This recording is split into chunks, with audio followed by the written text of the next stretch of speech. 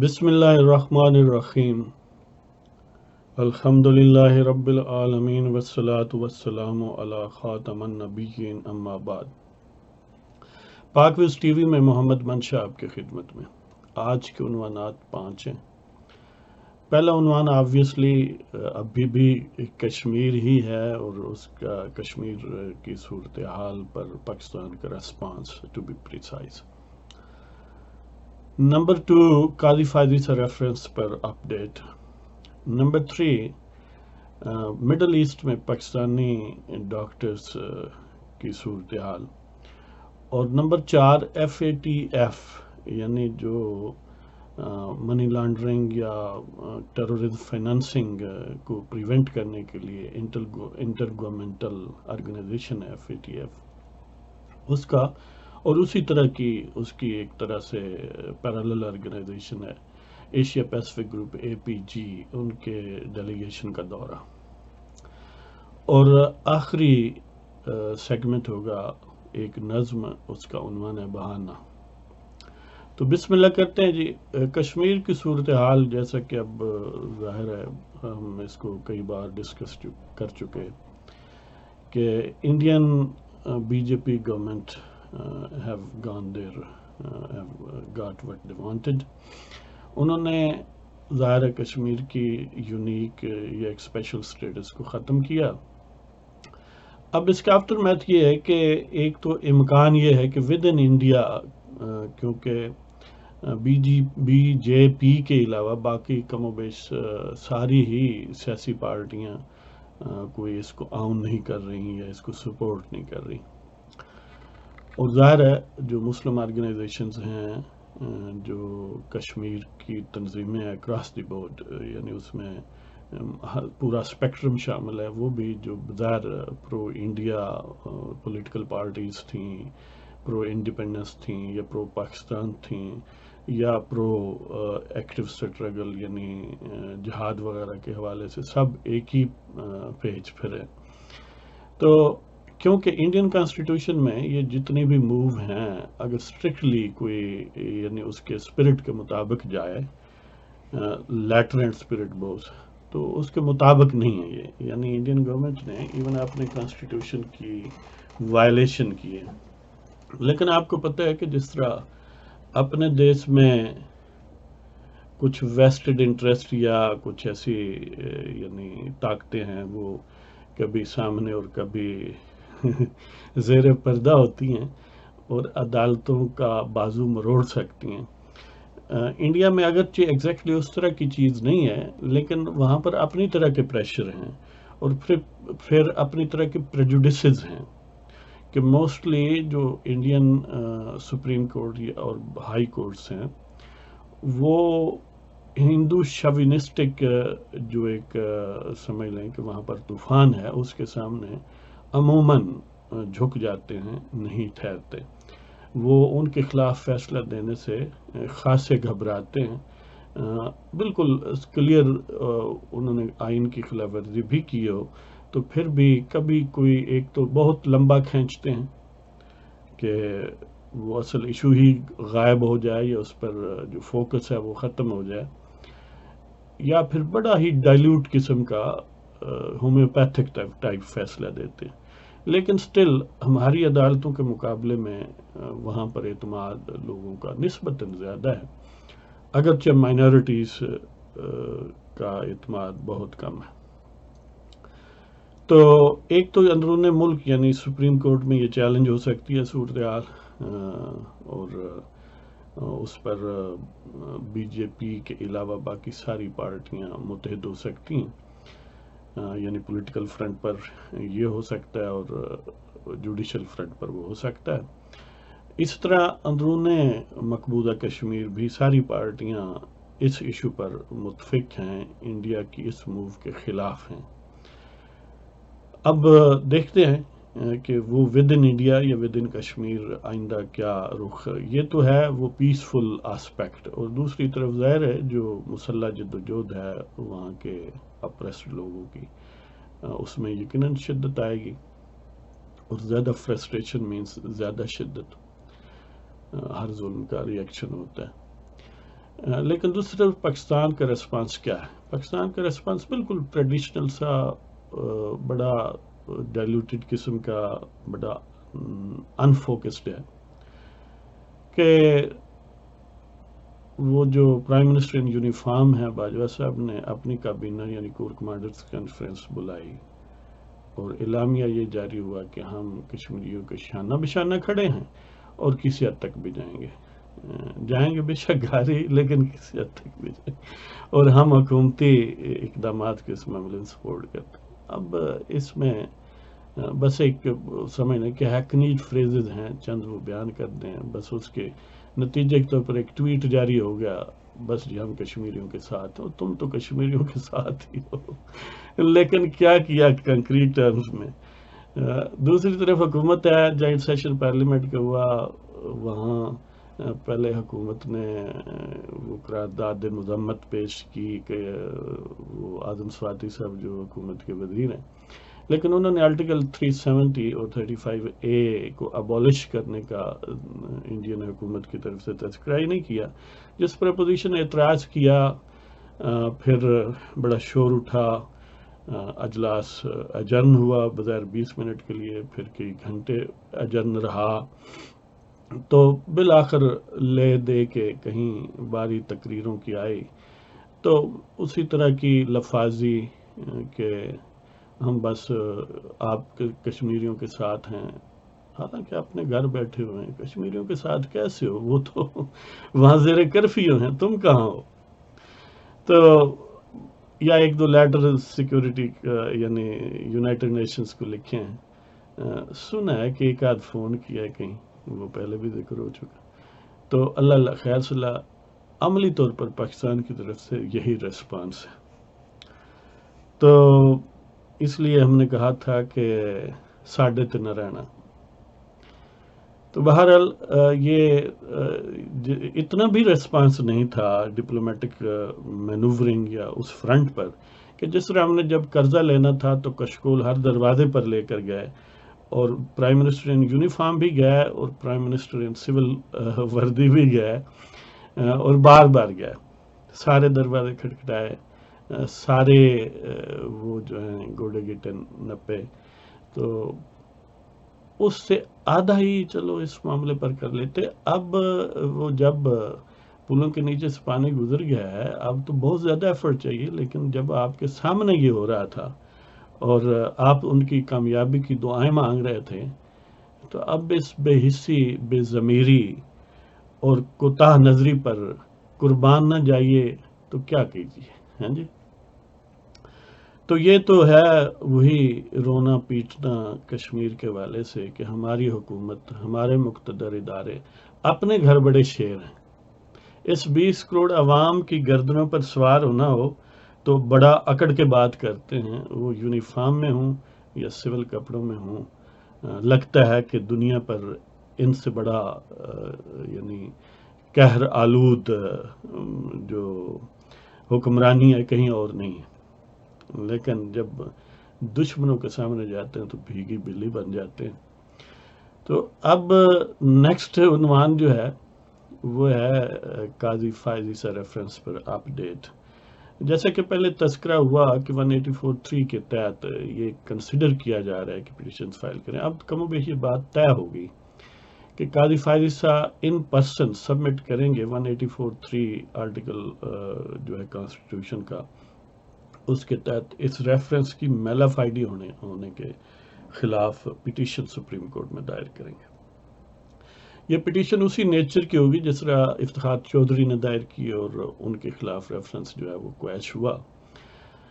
اسی طرح ویسے باقی بھی ججز نے، مثلا justice Farrukh Lahore high court کے، اس طرح شوکت عزیز صدیقی نے، لیکن انہوں نے اپنی یعنی ان کا وہ ٹیک اپ ان ججز کا نہیں لیا، شوکت عزیز صدیقی نے بھی 184(3) کی فائل کی ہوئی جو اسلام آباد ہائی کورٹ سے۔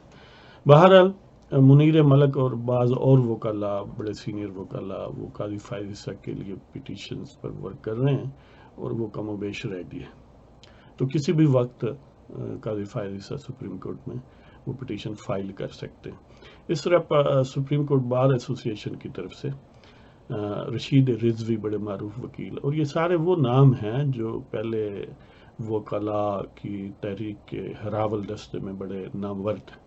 تو Rashid Rizvi supreme court bar association کی طرف سے پٹیشن فائل کریں گے، موسٹ پروبیبلی آن سیچرڈے. اسی طرح پاکستان بار کونسل بھی فائل کرے گی. تو یہ صورتحال ہے. یعنی جو وکلاء کی میجر تنظیمیں ساری ہیں، اور ساری وکلاء کی جو نون لیڈرشپ ہے وہ بالکل قاضی فائز عیسیٰ کے ساتھ ہے. اگرچہ حکومت نے بہت سارا اس معاملے پر ورک کیا ہے اور وکلاء کو توڑنے کی کوشش کی ہے، اور چند ایک ظاہر ہے انہوں نے توڑے بھی ہیں. لیکن ان ساری باتوں کے باوجود بظاہر جو محسوس ہوتا ہے کہ وہ شدت، وہ وارفتگی جو ہونی چاہیے جو اسقاط چودھری کے معاملے میں تھی وہ نہیں ہے. اور یہی شاید وجہ ہے کہ حکومت پاکستان اور جنہوں نے ریفرنس فائل کیے ہوئے ہیں، ظاہر حکومت نے کیا ہے اور ایک وہ کسی وکیل نے، لیکن وہ بھی باہر انہی کا ہوتا ہے جو میٹر کہتے ہیں. اور جو عدلیہ کو طاقتور لوگوں کے بوٹوں تلے رکھنا چاہتے ہیں جج، وہ ابھی تک وکلاء کی ان موومنٹ سے کچھ زیادہ متاثر نہیں لگتے. تو اس لیے دیکھتے ہیں کہ کیا صورت ہے. ابھی اس میں بہت ساری ٹیکنیکل باتیں بھی ہوں گی، بڑی سٹل قسم کی موومنٹس بھی ہوں گی، نکات ہوں گے، لیکن الٹیمیٹ وہی بات ہے کہ یعنی لوگ ریسپانڈ عموماً جو ذرا سپریس قسم کے یا کمزور ضمیر کے ہیں، جب تک ان کو سٹرینتھ نہ دکھائیں وہ ریسپانڈ نہیں کرتے. اس لیے وہ ججز جو سپریم جوڈیشل کونسل میں شامل ہیں ان پر کوئی اتنی امید نہیں رکھنی چاہیے کہ وہ بہرحال ان کا جو ٹریک ریکارڈ ہے پچھلے کم از کم 6-7 سالوں میں جو سامنے نظر آتا ہے وہ طاقتور لوگوں کے ساتھ ہی جاتے ہیں. وہ انصاف یا قانون یا آئین کو سیکنڈری ہی چیز سمجھتے ہیں. تو let us hope for the better, کہ جد و جہد ہے، اور جد و جہد ظاہر ہے کسی 1-2 دن کے لیے نہیں ہوتی، یہ ہمیشہ کا پروسیس اور کنٹینیوس پروسیس. نیکسٹ عنوان ہے کہ پاکستان کے بعض ڈاکٹرز کے متعلق یہ اطلاعات آئی ہیں جن کے پاس وہ جو ڈاکٹر آف میڈیسن اور ماسٹر آف سائنس یا ماسٹر آف سرجری کی، MS کی، اور یہ یعنی MBBS کرنے کے بعد کچھ ڈگریز، وہ ڈپلومے، اب ظاہر ہے ان کی ٹیکنیکل معاملات تو میں نہیں سمجھتا کیونکہ میرا تو وہ پروفیشن نہیں ہے، لیکن کچھ ایسے ڈپلومے ہیں جو MBBS کے بعد ہوتے ہیں. اور پاکستانی ڈاکٹرز جو سعودیہ میں ہیں ان کو ٹرمینیٹ کر دیا گیا ہے، اور اس بنیاد پر کہ ان کا پروگرام جو ہے وہ سٹرکچرل ٹریننگ نہیں رکھتا. جو برطرف ہونے والے ڈاکٹرز ہیں، اور وہ صرف سعودیہ تک نہیں ہے، پورے میڈل ایسٹ میں، بحرین میں، UAE میں، سعودیہ میں، وہ کہتے ہیں کہ یہ جو پاکستان کا college of physicians and surgeons ہے، ان کا ایک ڈیلیگیشن وہاں پر گیا تھا، اور انہوں نے اس ڈگری کے خلاف جو ماسٹر آف سرجری اور ڈاکٹر آف میڈیسن کی ہے یا ڈپلومہ ہے MBBS کے بعد ہوتا ہے، اس کے خلاف وہاں کے اتھارٹیز کا ذہن بنایا ہے، اس لیے کہ وہ ان سے کوالیفائڈ جو ہیں، ان کے college of physician and surgeons کے جو مختلف اسپیشلٹیز کے ڈپلومہ ہولڈرز یا تعلیم یافتہ ہوں گے، سرٹیفکیٹ ہولڈر ہوں گے یا ڈگری یافتہ ہوں گے، ان کو پریفرنس دیں. تو وہاں پر انہوں نے یہ کہا کہ یہ پروگرام جو ہیں یہ تو اسٹرکچرل ٹریننگ نہیں رکھتے، لہذا اس پر ایکٹ کرتے ہوئے ان کی اتھارٹیز نے ہزاروں پاکستانی ڈاکٹرز کو ٹرمینیٹ کر دیا، اور کچھ ٹرمینیشن کے پروسیس میں ہیں. اب وہ college of physicians and surgeons جو ہیں، لیکن وہ بھی اسی ملک کے ہیں، پاکستان کے ہیں، جن کے خلاف کان بھرے گئے ہیں وہ بھی پاکستان کے ہیں، اور پروفیشن بھی ڈاکٹرز ہی کا ہے. لیکن یہ حیرت انگیز بات ہے.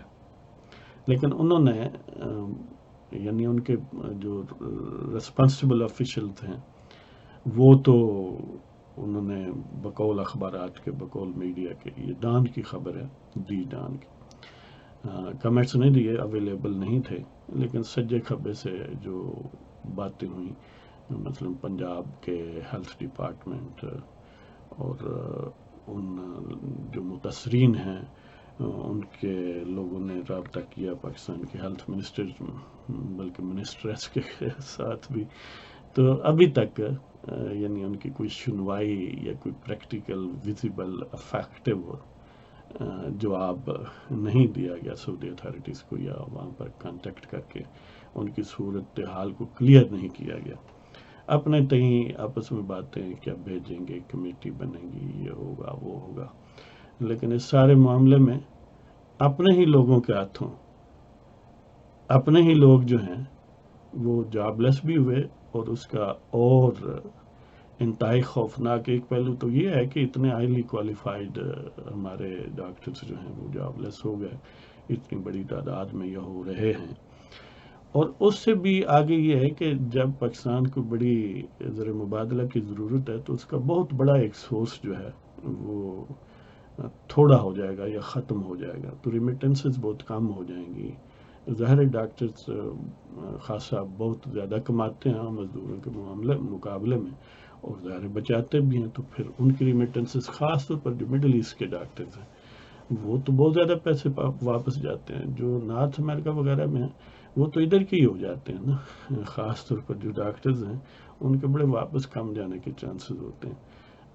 ہم جیسے چھوٹے لوگ تو شاید کہیں کوئی سوچ سکے واپسی کا، باقی بڑے ڈاکٹرز یا جو اس طرح کے ہائیلی کوالیفائڈ ہیں وہ کم ہی جاتے ہیں۔ اگر کوئی جانے کی کوشش کرے، جیسے کہ پہلے آپ کو پتہ ہے کہ وہ لاہور میں جو لیور اور کڈنی انسٹیٹیوٹ بنا، تو اس میں جو شہباز شریف محنت اللہ کر کے ڈاکٹروں کو لے کر گیا تھا، تو ثاقب نثار نامی وہ چھوٹی سی چیز جو سپریم کورٹ میں چیف جسٹس بن گئی اتفاق سے، اس کی یعنی خباثت اور شکاوت سے وہ وہاں سے واپس آ گیا، کہ ان کو اتنا ذلیل کیا گیا، ہتھ کڑیاں لگائی گئیں، جیل بھیجا گیا، ای سی ایل میں نام ڈالا گیا، جو ہی انہیں موقع ملا وہ سب کچھ چھوڑ چھاڑ کے واپس آ گیا۔ کہ اب مزے کی بات یہ ہے کہ وہ ثاقب نثار اب خود بھی بیرون ملک رہتا ہے یا رہنا چاہتا ہے، زیادہ ادھر ہی گزر اوقات ہوتی ہے۔ کیسے لوگ ہیں یہ کہ تم نے بھی نہیں رہنا اس ملک میں، اور کسی کام کے بندے کو اگر نظر آ گیا تو اس نے کوشش کی ہے کہ وہ وہاں نہ رہے۔ تو یہ ہے جی ہمارے حالات ہمارے ڈاکٹروں کے مڈل ایسٹ کے۔ اور اب جو آخری یعنی نظم سے پہلے جو موضوع ہے وہ یہ ہے کہ امریکی زیادہ تر اس کے ارکان ہیں، جو FATF اور APG کا ڈیلیگیشن آیا ہوا ہے پاکستان میں، وہ یہ جائزہ لینے آیا ہوا ہے کہ آپ نے اقدامات کیے ہیں یا نہیں، کیونکہ اکتوبر میں FATF کا اجلاس ہو رہا ہے، تو منی لانڈرنگ کے خلاف، ٹیررزم فائنینسنگ کے خلاف ان کی تسلی ہوئی ہے یا نہیں، تو وہ مطمئن نہیں ہے۔ انہوں نے کہا کہ اور کام کریں، تو حکومت نے کہا کہ جی آپ کے بندے پہلے ہم نے FBR میں بھی رکھے ہیں، سیکیورٹی اینڈ ایکسچینج کمیشن بھی، اسٹیٹ بینک آف پاکستان بھی، تو ایون مشیر خزانہ جس سے وہ ٹیم ملی بھی ہے حفیظ شیخ صاحب، یہ بھی انہیں کے عطا کردہ ہیں۔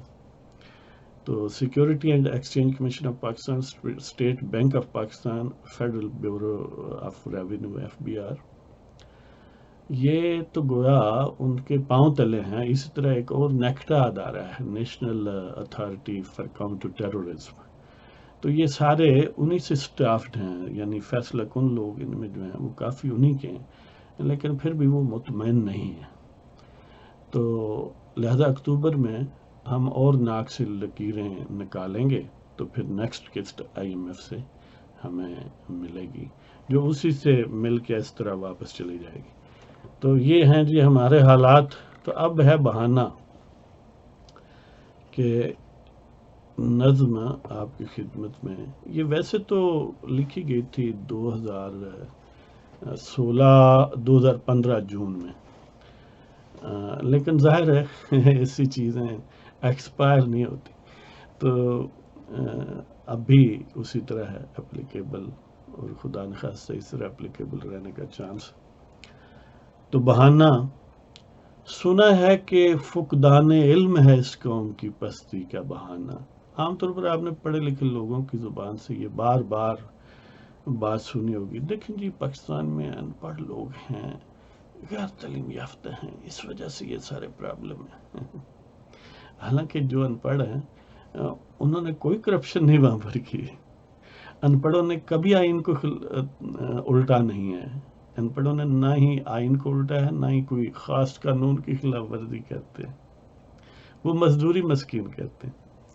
تو سنا ہے کہ فقدان علم ہے اس قوم کی پستی کا بہانہ، لگتا ہے لیکن کہتے کردار سے ہیں یہ انداز ہائے مریضانہ. سنا ہے کہ فقدان علم ہے اس قوم کی پستی کا بہانہ، لگتا ہے لیکن کہتے کردار سے ہیں یہ انداز ہائے مریضانہ. کہ لوگ کہتے ہیں کہ علم کی کمی ہے، لٹریسی نہیں ہے، شرح تھوڑی ہے، اس لیے یہ قوم پست ہے، بیکورڈ ہے. لیکن ایسی بات نہیں ہے. ہمیں تو یہ لگتا ہے کہ کردار کی ڈیفیشنسی ہے، کردار کا کرائسس ہے، کہ جو پڑھے لکھے لوگ ہیں وہ کریکٹر لیس ہیں. وہ کسی بھی رنگ کے کپڑے پہنتے ہوں، سفید ہوں، بھورے ہوں یا کسی کالے ہوں، کریکٹر کی کمی ہے، تعلیم کی کمی نہیں ہے. تو سنا ہے کہ فقدان علم ہے اس قوم کی پستی کا بہانہ، لگتا ہے لیکن کہتے کردار سے ہیں یہ انداز ہائے مریضانہ. اہمیت علم و آگہی سے انکار کسی کو نہیں، لیکن یعنی تعلیم کی کمی کا کوئی انکار نہیں کرتا، لیکن کرائسس اس وجہ سے نہیں ہے. اس کی وجوہات اس سے کہیں زیادہ اور ہیں. کہ اہمیت علم و آگہی سے انکار کسی کو نہیں، لیکن وقار و عظمت کے لیے شرط ہے نجات از اذہان غلامانہ. اہمیت علم و آگہی سے انکار کسی کو نہیں، لیکن وقار و عظمت کے لیے شرط ہے نجات از اذہان غلامانہ. کہ علم و آگہی اچھی چیز ہے، ہونی چاہیے، ہر صورت بیسٹ ایفرٹ کرنی چاہیے، لیکن وقار قوم کا اور عظمت جو ہے اس کے لیے سب سے پہلی شرط، پری کنڈیشن یہ ہے کہ ذہنی غلامی سے آپ آزاد ہوں. اگر آپ ذہنی طور پر غلام ہیں تو آپ بہت زیادہ پڑھ کے اور زیادہ خطرناک ہیں، کہ آپ اسی غلامی کے جراثیم کو اور انہانس کریں گے، زیادہ وسیع کریں گے. تو اہمیت علم و آگہی سے انکار کسی کو نہیں، لیکن وقار و عظمت کے لیے شرط ہے نجات از اذہان غلامانہ. کہاں ہے ڈرایا گیا جس سے جہاں کو وہ گوہر یگانہ. کہاں ہے ڈرایا گیا جس سے جہاں کو وہ گوہر یگانہ، کیا معدوم نہیں ہو گیا کہیں وہ جوہر فراست مومنانہ. کہاں ہے ڈرایا گیا جس سے جہاں کو وہ گوہر یگانہ، یعنی وہ یونیک جوہر جو ہے، وہ یونیک موتی جس سے کہا گیا ہے کہ اس سے یعنی مومن کے پاس وہ ہوتا ہے، اس سے ڈرا کرو. اور وہ کیا ہے؟ فراست مومنانہ. وہ کہاں گیا ہے؟ وہ گم ہو گیا ہے. یعنی وہ فراست مومنانہ تب آتی ہے جب کریکٹر ہو. کریکٹر لیس لوگوں میں تو مومنانہ بصیرت اور فراست نہیں آتی. کہاں ہے ڈرایا گیا جس سے جہاں کو وہ گوہر یگانہ، کیا معدوم نہیں ہو گیا کہیں وہ جوہر فراست مومنانہ. سنا ہے کہ فقدان علم ہے اس قوم کی پستی کا بہانہ، لگتا ہے لیکن کہتے کردار سے ہیں یہ انداز ہائے مریضانہ. اہمیت علم و آگہی سے انکار کسی کو نہیں، لیکن وقار و عظمت کے لیے شرط ہے نجات ذہن اذہان غلامانہ. اور کہاں ہے ڈرایا گیا جس سے جہاں کو وہ گوہر یگانہ، کیا معدوم نہیں ہو گیا کہیں وہ جوہر فراست مومنانہ. تو اس کے ساتھ ہی آپ کی اجازت چاہتا ہوں. پاکستان زندہ باد، زندہ یا صحبت باقی، وما علینا الا البلاغ المبین.